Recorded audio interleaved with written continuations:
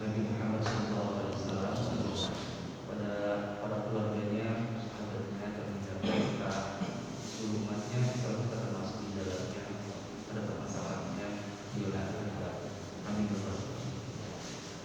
Baik, sebelum dimulai mari kita niatkan kita ini semoga Allah memberikan pemahaman yang baik dan bisa taufiknya menjadi kita untuk mengamalkannya dan menyebarkannya kepada saudara-saudara kita.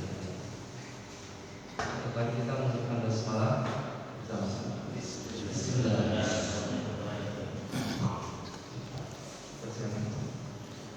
Terima kasih Pak Ustaz. Assalamualaikum warahmatullahi wabarakatuh. Alhamdulillahilladzi khalaqal mauta wal hayata liyabluwakum ayyukum ahsanu amala. Huwal azizul ghafur. Alhamdulillahilladzi qad an'ama 'alaina bi ni'matil imani wal islam. Asyhadu an la ilaha illallah wahdahu la syarika lah wa asyhadu anna Muhammadan abduhu wa rasuluhu mab'uts rahmatil alamin. Allahumma shalli wa sallim ala hadan nabiyil karim wa ala alihi wa sahbihi ajmain, amma ba'd. Ketua DKM dan pengurus yang Allah muliakan, jamaah salat subuh yang Allah cintai. Mohon izin pagi ini kita bicara tentang 6 alasan mengapa mukmin atau muslim itu mau berbagi.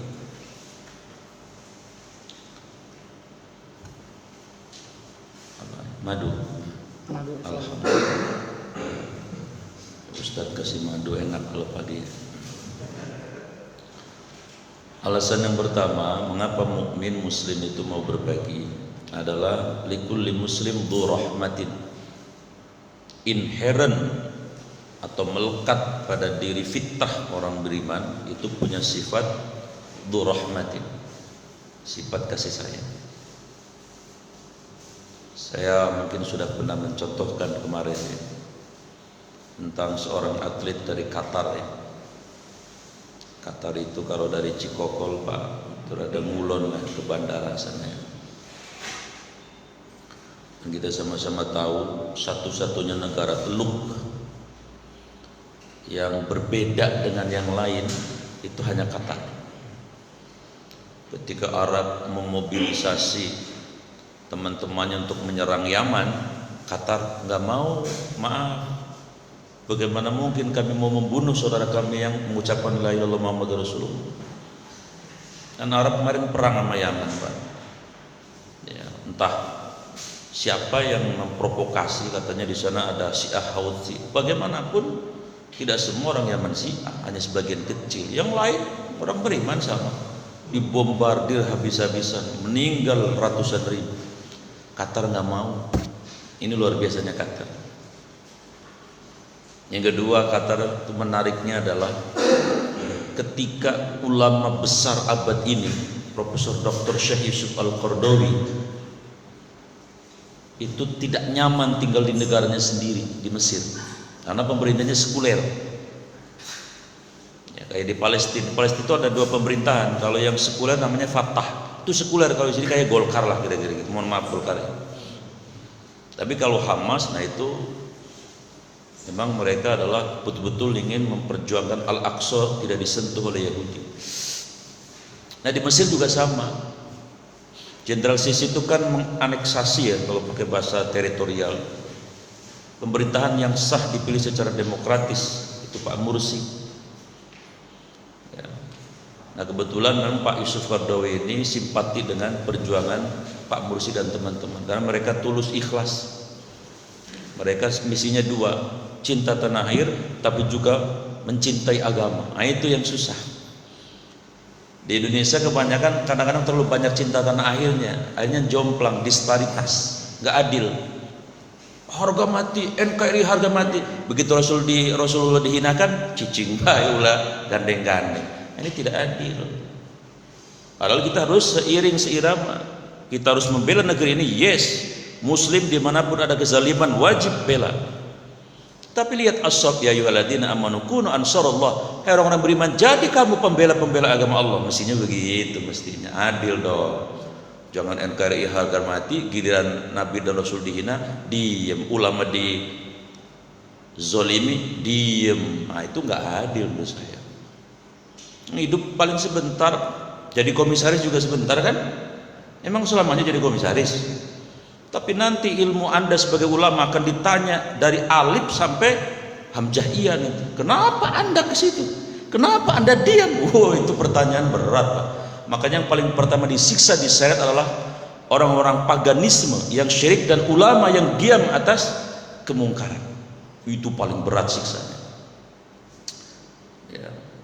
Untung saya nggak ada yang nawarin komisaris, Pak. Lah buru-buru komisaris. Bukan rengginang aja kagak. Ustadz kampung saya. Nah, jadi jamaah yang dimuliakan Allah, Profesor Dr. Yusuf Al-Qaradawi itu ulama besar abad ini. Kenapa disebut ulama besar? Karena buku-bukunya seluruh dunia, hampir 70 negara ada bukunya beliau. Saya punya ada 4 bukunya beliau. Ya. Dan beliau kalau pergi terbang itu naik pesawat, misalnya dari sini ke negara lain, itu di pesawat bisa ngarang 1 buku. Lah coba Pak RW, kalau pergi terbang 1 perjalanan bisa ngarang apa Pak RW? Bisa ngelamun kalau mau diserahin saya mah, ngelamun, mega gelohon. Ini mah 1 buku. Nah di Mesir nggak betah beliau karena pemerintahnya sekuler. Kemudian Pak Yusuf Qaradawi ini juga simpati dengan perjuangan Hamas. Hamas dianggap teroris oleh pemerintah Mesir itu sendiri, oleh Arab Saudi dianggap teroris juga. Akhirnya Pak Yusuf itu kemudian diminta untuk mengajar di Qatar, di universitas, dan kemudian dimuliakan sedemikian rupa oleh amir-amirnya. Makanya pemerintahan Qatar ini pemahaman keislamannya beda dengan Arab Saudi yang agak salafi-salafian lah gitu kira-kira. Walaupun sekarang sudah ada perubahan. Itu hebatnya Qatar ya. Kemudian yang ketiga, Qatar ini teman-temannya juga bagus. Qatar itu negeri yang dekat dengan Turki. Mohon maaf Pak, dengan segala kekurangannya saya harus mengakui Turki itu harapan orang beriman ya. Maksudnya begini, senang kalau kita tinggal di Turki. Kenapa? Presidennya hafal Quran. Emang ada presiden hafal Quran? Yang kedua, presidennya itu suka nangis kalau memikirkan umat. Pak Erdogan suka nangis kalau tahajud. Itu diceritakan oleh ajudannya ya. Kalau ditanya kenapa Tuhan, kami memikirkan umat. Dulu kita punya yang namanya kekhalifahan, di mana ada jilbab orang beriman satu ditarik oleh Yahudi, kita kirim pasukan infanteri 1 batalion, sehingga izzah umat Islam itu betul-betul dijaga. Sekarang dihina di mana-mana, dibunuh, dinistakan. Saya menangis. Maka dia berjuang untuk Pak Erdogan dengan segala kemampuannya agar Muslim ini dan Islam ini memiliki izzah. Ya tentu beliau mengajak ya pemimpin Muslim yang lain. Nah itu yang cocok dengan pemimpin emir-emir Qatar itu. Pemikirannya cocok.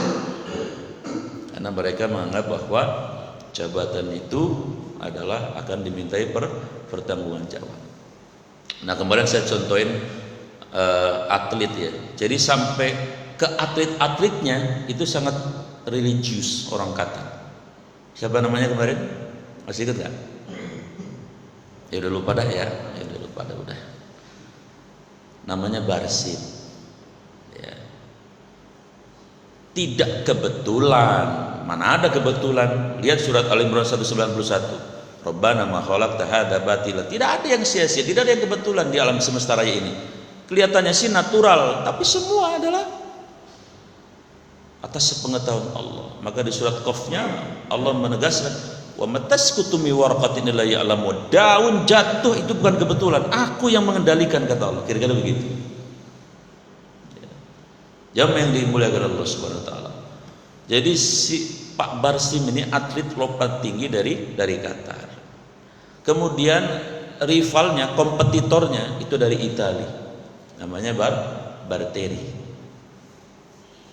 Kalau tadi Qatar dari Cikokol Ngulon ya. Nah kalau Itali Pak dari Batu Ceper Ngetan ke bandara juga ya, naik kapal lagi gitu maksudnya. Lompat ini berdua memperebutkan emas Olimpiade Tokyo kemarin. Lompat 3 kali hasilnya sama. Ya nggak kebetulan dong. Hasilnya 2 meter 37 cm. Ya tentu harus ada yang menang. Harus ada yang dapat emas.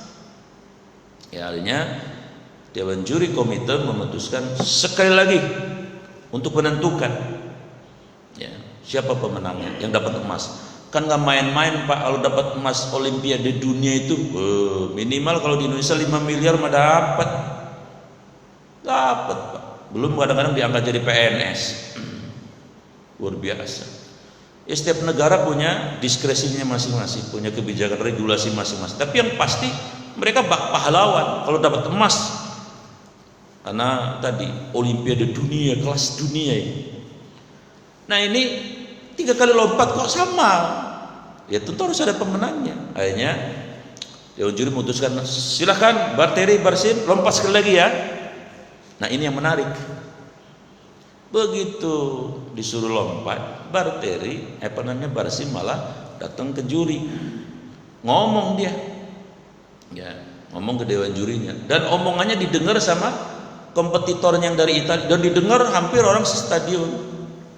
Ya ngomongnya sih bahasa Inggris, cuman kalau bahasa Jepangnya begini dah, Bapak ya,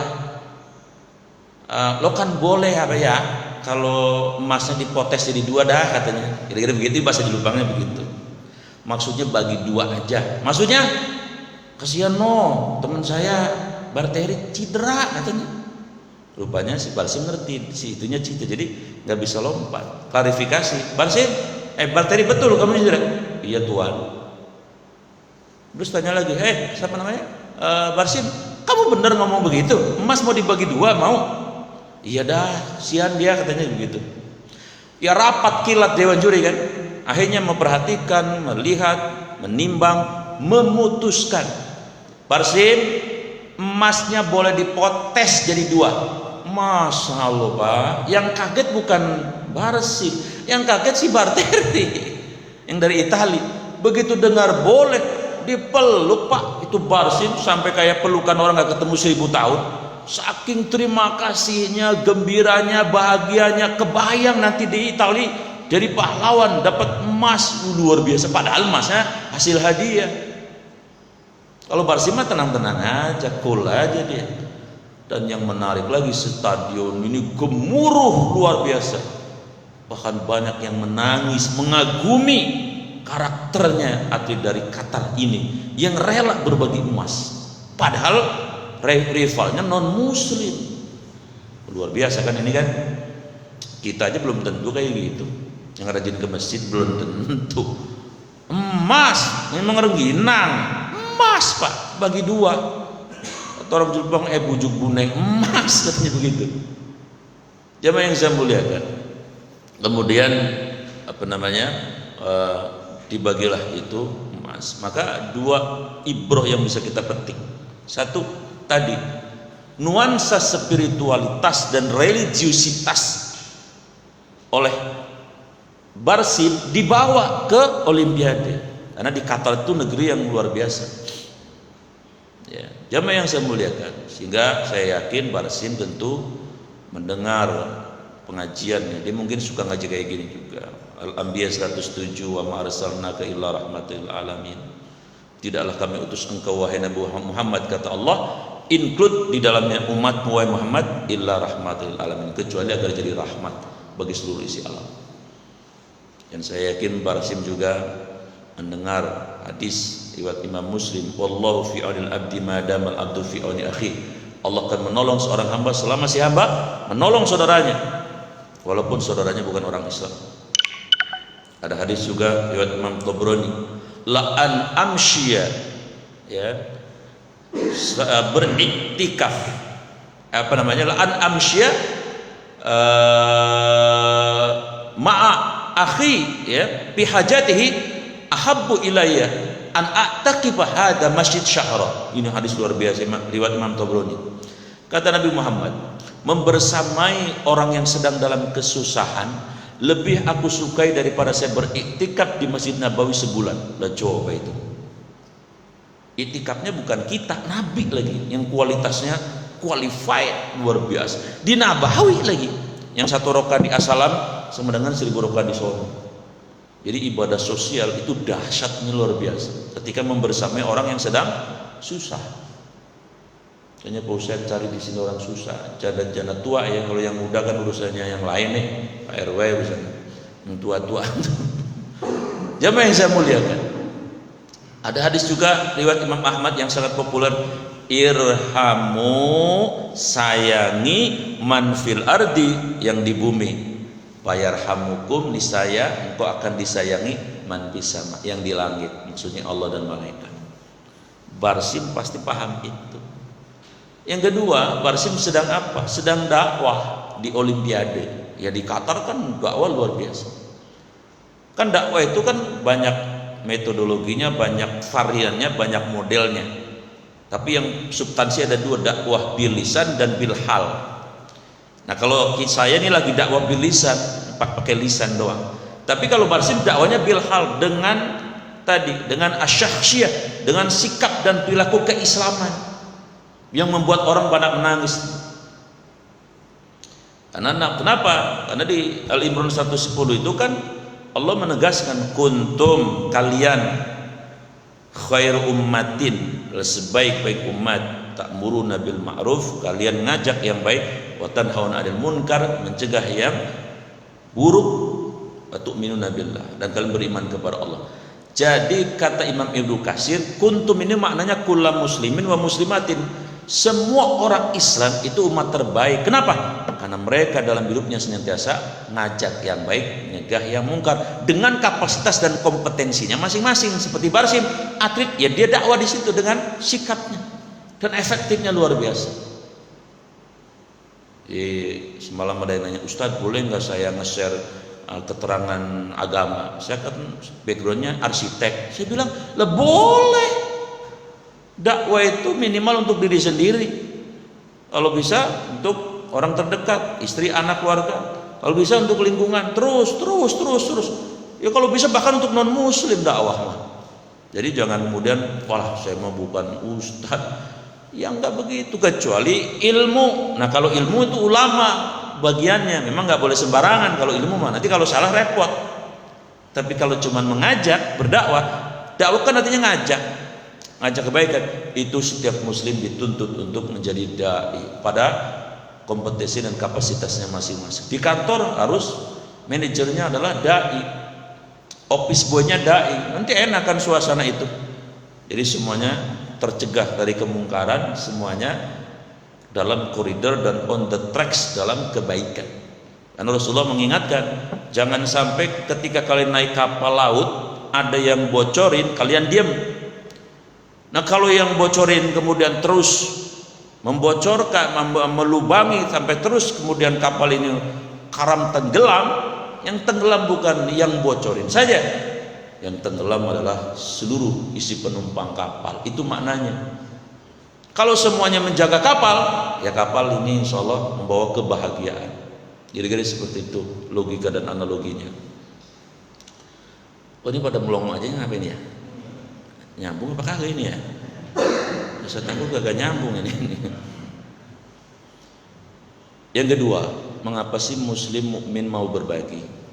Jadi terima, kasih lagi gitu, kira-kira begitu. Syakartum azidannakum, dibagi ditambah sama Allah, kira-kira begitu. Itu udah jaminan ya. Yang kedua alasannya adalah al-yakin. Karena setiap muslim mukmin, terutama mukmin ya, itu punya sifat al-yakin, yaitu yakin. Yakin sama siapa? Ya sama janji Allah. Innaka la tukhliful mi'ad. Mustahil Allah mengingkari janji.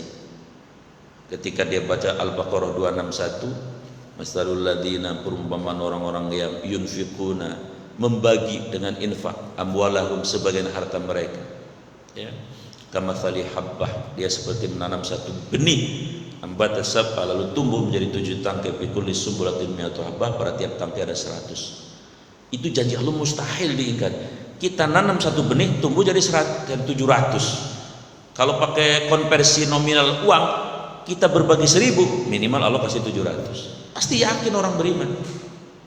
Man ja'a bil hasanati falahu asyru amsaliyah, Al-An'am 160. Berbagi 1 minimal 10. Pasti itu. Nah, maka saya mau nyontoh ini. Kalau ini cerita asli nyata ya, di negara kita. Sebut saja namanya Udin ya. Iya, namanya sih bukan Udin aslinya. Namanya sih, yang tapi nggak boleh saya sebut ya. Orang Karang Tengah deket, ntar saya diparahin lagi. Yang gampang Udin Pasaran dah. Si Udin ini santri, ya, ibadahnya rajin, tapi ujiannya miskin. Memang miskin ujian Ustaz? Lo. Atau yes atau miskin itu ujian. Dalilnya Ustaz 2135, wa nabluukum bisyarri wal khairi. Kami Allah akan uji kalian dengan yang enak dan kagak enak. Yang nggak enak apa? Kaya. Kagak enak lakismin, belangsak. Kalau begitu apa? Kaya miskin tidak semata-mata ikhtiar manusia. Lah saya pernah nyontoin contoh yang paling gamblang. Bapak kenal Ibu Nia Ramadhani nggak? Jangan sok-sokan jaim, Ustadz ya kenal nggak? Baru yang kenal nggak? Cakep nggak? Bohong kalau jelek, agak normal. Cakep. Mohon maaf, beliau itu dari keluarga biasa. Begitu masuk jadi menantunya Pak Abu Rizal Bakri, lah kontan, bajunya berubah, mobil berubah, gelang berubah, depositonya kan komisaris utama TV One, lakinya Mas Andri itu lo jadi kaya raya dia. Emang si Nia Ramadhani macul dari pertama babat alas? Lah kagak, emang ujian dia. Tapi kayaknya beliau ya kurang lulus kayaknya ujian kaya ya.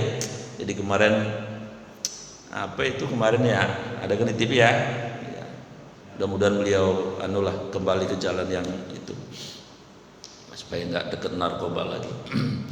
Nah, jadi kaya miskin itu ujian ya. Kenapa Allah kasih ujian kaya? Karena Allah tahu yang menciptakan. Ini potongan kayak gini nih, kalau diuji miskin lah bunuh diri dia, maka saya sayang sama dia. Lah kalau bunuh diri kan di hadis riwayat Muslimnya apa? Yu'adzibullahu bihi. Nanti orang bunuh diri di akhirat di neraka kerjanya membunuh diri sendiri dengan alat yang dia gunakan untuk bunuh diri. Kalau dia bunuh dirinya pakai golok, pakai pisau, maka nanti di neraka kerjaannya ya motongin itu terus. Umpamanya ini potong, ini terus tiap hari. Sampai orang-orang pada heran, lu ngapain sih? Kagak ada kerjaan lain? Iya, gua dulu bunuh diri. bunuh diri pakai pistol, jeger. Ntar di neraka udah kayak koboi, udah nembakin pala pecah. Ya sakit, menjerit, tapi disetting oleh Allah. Kan Maliki Yaumiddin, yang berkuasa setelah mati itu hanya Allah. Nggak ada manusia berkuasa dalam skenario dan sutradara Allah. Tembak itu, padahal dia nggak mau nembak, tapi nembak pistolnya. Kira-kira begitu. Jadi jamaah yang saya muliakan, kata Allah, kalau ini diuji kaya nih, miskin, bunuh diri, maka saya uji kaya. Udah diuji kaya kagak lulus juga. Banyak nggak orang diuji kaya kagak lulus? Banyak Pak. Tadinya mah waktu punya motor mah, subuhnya ngajin belum datang ini udah getap. Begitu punya mobil, prek mulu prek. Ngapain Bang? Sibuk nih ngurusin mobil saya, katanya sekrupnya kemana tahu. La ilaha illallah, sekrup dipikirin. Makin kaya ribet urusan. Makanya ini mohon maaf, Pak Joko mana Pak Joko? Ya, halo. Udah ngantuk. Ini kalau Pak Joko nih tinggalnya di Menteng, belum tentu ngaji. Coba, ya nggak, betul nggak? Alhamdulillah Pak Joko tinggal di sini. Ya maksud orang sini kan miskin kagak, kaya kagak, sedang dah ya. Pas orang sini apa pas mau beli mobil ada, pas mau kawin lagi yalah gorobai takut juga. Jadi nah kemudian kenapa Allah uji miskin? Karena Allah tahu nih ini potongan kayak gini aku yang menciptakan. Kalau saya uji kaya, repot urusan. Maka saya tahu temperatur sabar dia, saya paham, saya uji miskin. Dengan miskin mayusabbul mu'min hatta syaqata yusaki bi illa kataballahu anhu hasanatan wa khutut anhu. Karena diuji miskin tiap detik Allah gugurkan dosa-dosanya. Kenapa? Sabar. Inna ma yuwaffa as-sabiruna ajrahum bighairi hisab. Orang sabar itu pahalanya unlimited. Ya kayak Saudi ini nih. Santri rajin ibadah, rajin ngaji, miskin baik. Sampai suatu hari kira-kira 200 meter dari rumahnya ada pengajian. Ya. Tapi ujiannya apa? Begitu ngeliat dompet, ya goceng. Isinya goceng, Pak. 5.000. Kalau dia ngaji, kapiran dah. Ini bisa mogok di jalan ini. Saya nuntun ini bisa. Tapi kalau saya muter ke pom bensin lah belum tentu nyampe bensinnya. Karena begitu digojlek motornya sampai 5 kali kagak nyala-nyala. Begitu yang ke-6 kalinya alhamdulillah nyala. Akhirnya karena dia santri dia milih ngaji aja dah. Urusan bagaimana entar apa ya dah. Saya mau ngaji aja. Ngaji 200 meter dari rumahnya. Pas kebetulan ngaji kiainya ngomong tentang masalah sedekah lagi. Dia ingat dompetnya. Udah gitu kencerengnya diiderin lagi. Dia buka, waduh, ini bangsa saya harus nuntun motor ini. Tinggal goceng-gocengnya. Ya ilok saya mau sedekahin. Akhirnya setan datang. Alladzi yuwaswisu fi sudur, memprovokasi si Udin lagu lu sepak. Model lu orang kismin pakai sedekah. Halo juga tahu lagu lu udah gak usah. Kata setan.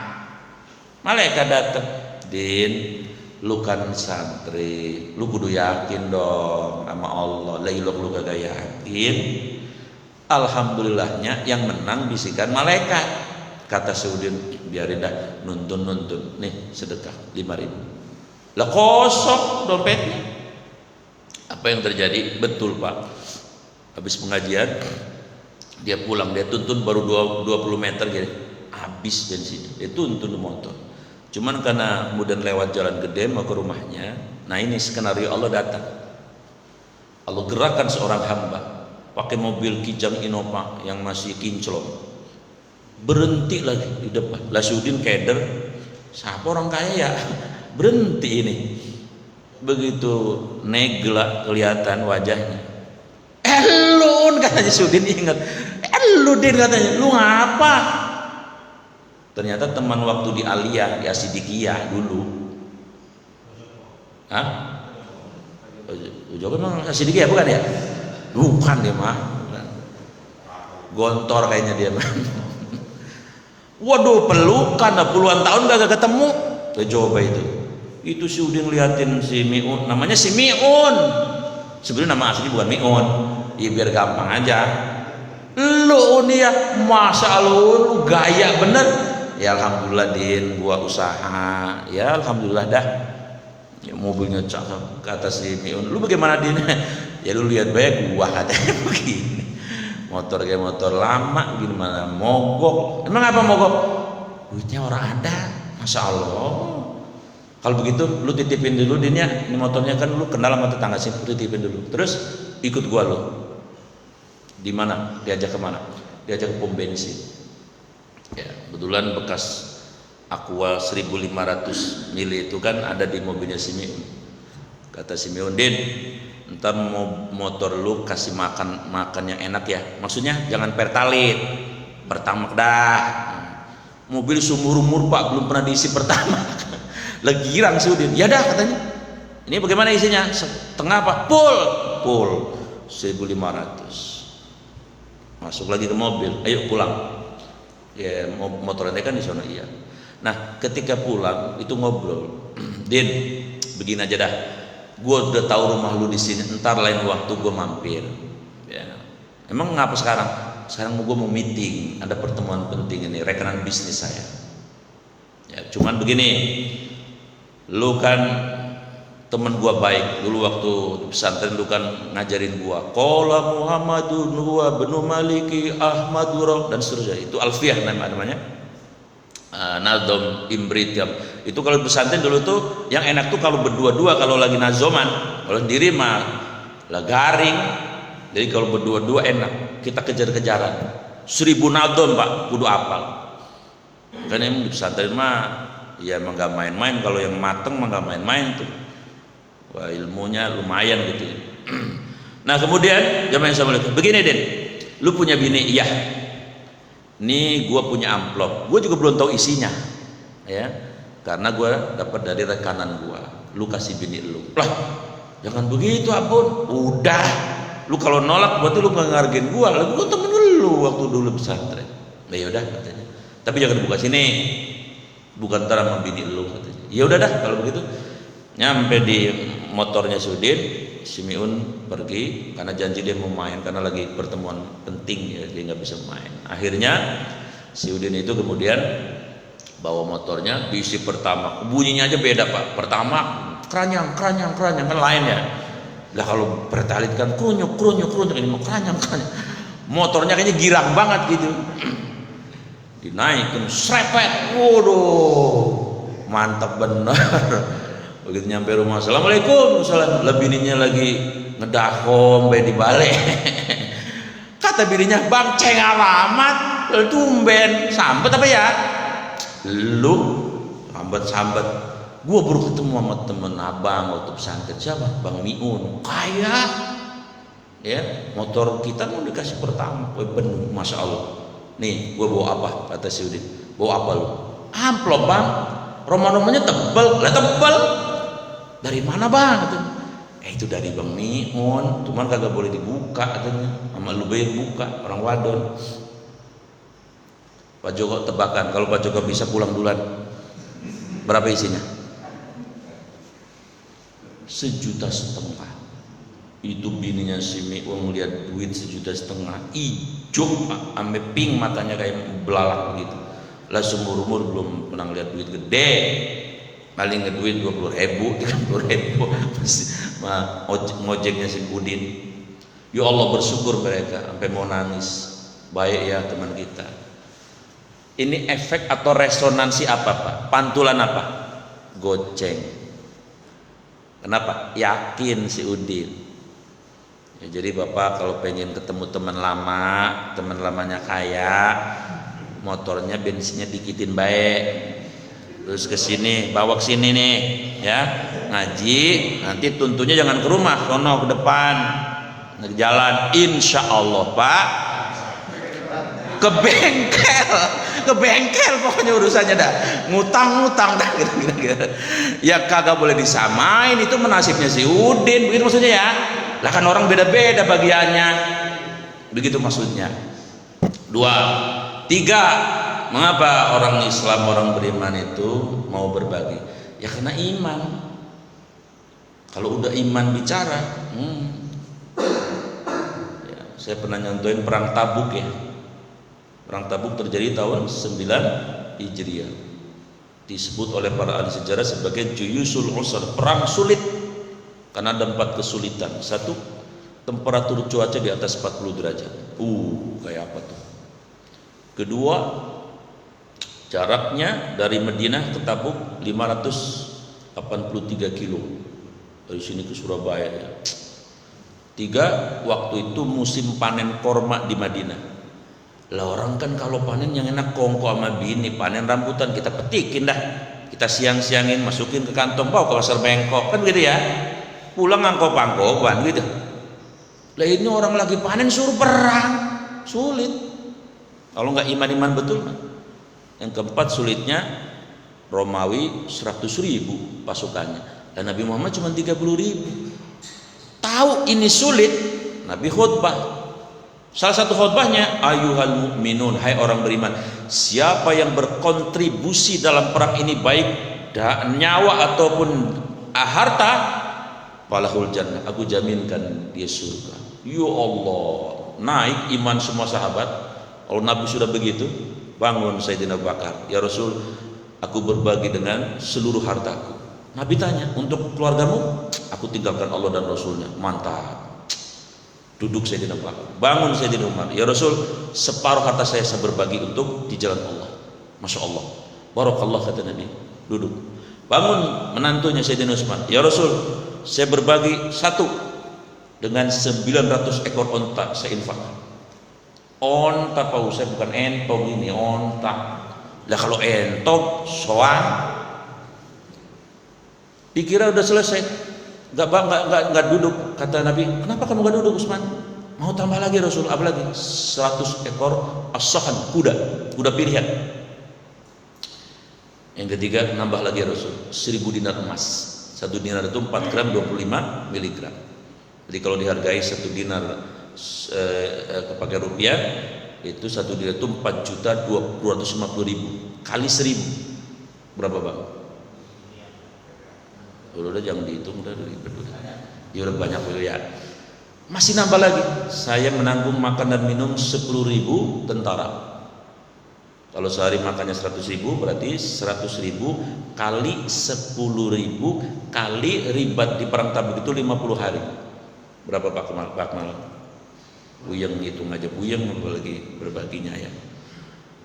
Yang terakhir Sayyidina Abdurrahman bin Auf, karena imannya dibilang saya berbagi dengan 200 rupiah. Kalau dikonversi sekarang kira-kira 50 miliaran. Iman Pak, luar biasa.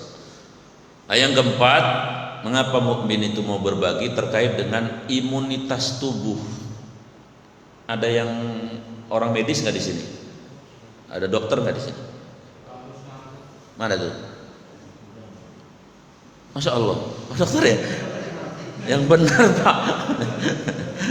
Dia dokter hati kan? Jangan-jangan dokter cinta juga ya Pak? Enggak, begini ya, walaupun saya ustadz saya tahu dikit dah. Jadi ternyata dalam tubuh itu ada hormon tuh banyak Pak. Salah satu hormon yang ada di tubuh itu namanya hormon dopamin. Ini hormon kalau dikeluarkan ada yang namanya ekstasi jiwa. Ada perasaan gembira, bahagia luar biasa karena berbagi. Nah, ketika kita merasakan ekstasi jiwa ini, bahagia gembira, itu virus bakteri kuman mati. Ya, makanya orang yang suka berbagi panjang umur walaupun bukan orang Islam. Itu kan konglomerat kelas dunia umurnya 90, 85 karena ternyata donasi mereka juga bukan main. Apalagi kalau orang Islam. Kira-kira seperti itu. Jadi ketika hormon ini dikeluarin, ada bahagia, merasa berbahagia, lalu imunitas tubuh kita naik. Misalnya gini dah gampangnya, kita di jalan ketemu orang pengemis, kita kasih. Kalau perlu sesembunyi mungkin, jangan ketahuan orang maksudnya, itu makin bahagia. Jadi kalau kita sedekah, betul-betul nggak ada yang tahu, hanya kita dengan Allah, ngobrol kita sama Allah, ya Allah, dengan berkah surga ini ya Allah, berkailah kami, kasih. Itu ada kebahagiaan yang luar biasa. Ya walaupun diumumin juga boleh untuk memotivasi yang lain, tapi semakin tersembunyi makin hormon itu makin banyak keluar.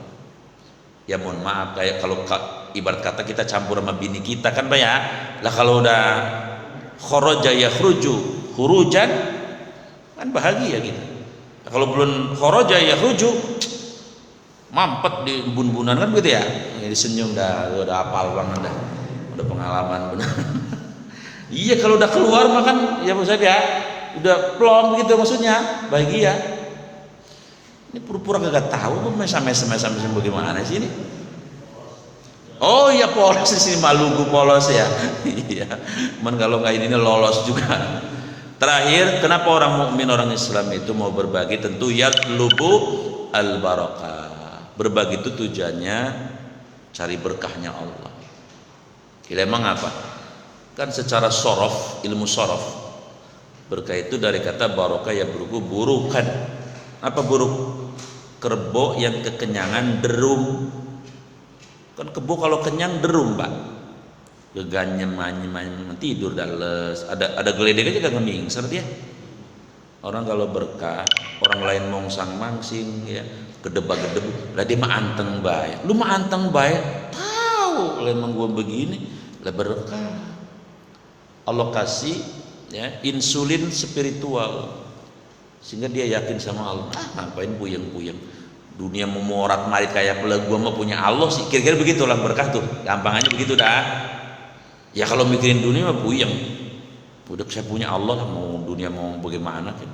Yang kedua barokah itu dia kata barokah yubariku birkah, sumur sejak saya kecil di rumah saya sampai sekarang udah 50 tahun lebih masih ada, masih diambilin airnya, kagak pernah habis-habis. Orang berkah itu begitu, benefitnya selalu dua. Di dunia dapat gaji, kalau gaji kan dari manusia dibatasi ya. Di sini paling rata-rata kan 30 jutaan orang sini ya. Salah apa ya saya ngomong ya? Nawar dah ya, 15 dah ya.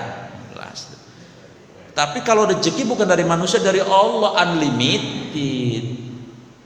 Makanya coba Bapak lihat, banyak kiai enggak kerja, mengajar doang. Tapi sawah punya, empang punya, kebun punya, bulakan punya, kadang bininya sampai 4, kerja kagak. Lalu mikirnya pakai akal, kiai itu berkah, gitu gampangnya. Ya kayak saya kan juga, saya kagak ada kerjaannya, kerjanya begini. Tapi alhamdulillah orang beli mobil, ya alhamdulillah kita bisa beli mobil, ada dah. Hah? Ya maksudnya ya nggak belangsak amat Pak RW, maksudnya ya orang makan anu ya kita beli ada gitu maksudnya. Yang belum ada cabang doang ini.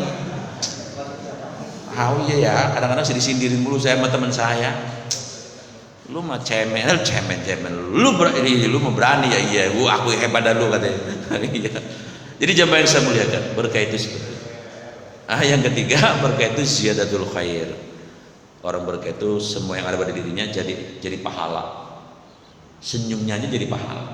Apalagi Ustadznya jadi pahala, ngomongnya jadi pahala, jadi MC jadi pahala, IT-nya jadi pahala, ilmunya jadi pahala. Ketua DKM juga sama, kebijakannya jadi pahala. Jadi orang berkah itu semua yang ada pada dirinya jadi pahala.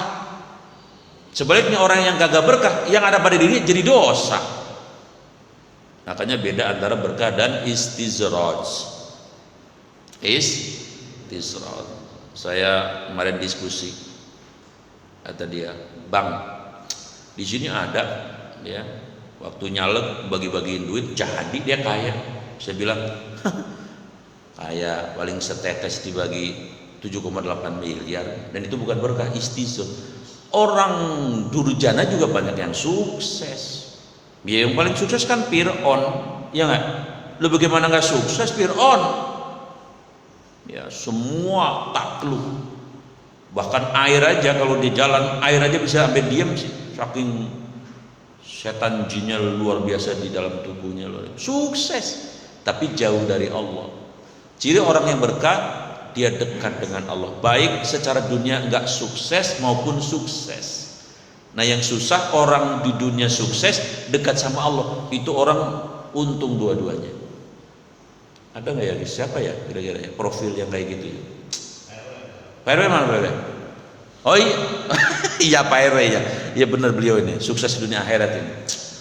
Ke masjid getol luar biasa ya, dunia juga dikasih Allah leluas. Itu cakep, cuman kan belum punya jalan juga kan?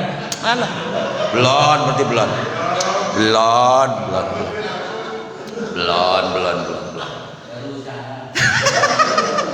Oh kayaknya deket-deket bapak nih kayaknya nih.